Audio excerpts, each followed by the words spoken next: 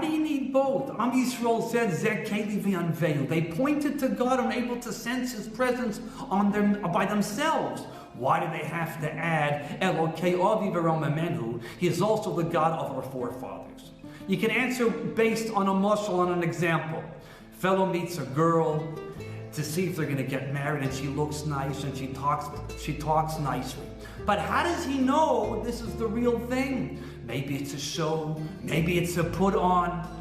But then he checks into her background.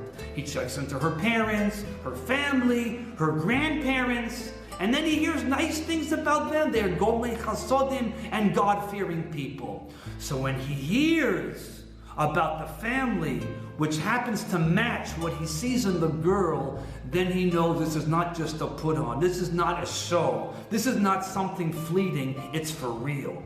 Nachshon ben Aminadab was standing in front of a raging sea. On what basis did he trust in God that he will be saved? He saw lots of miracles recently in Mitzrayim and coming out of Egypt.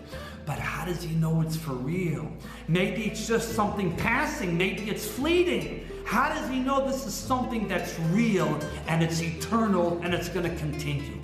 Because Elokei Avi v'Rom Amenu, he knows already by the time of Abraham and Yitzchak, God already was with the Jewish people. He sees a long-standing relationship with the Almighty and Am Yisrael down below. So that's what it says. Zeh Keli v'Yanveyu. Yes, we see God now.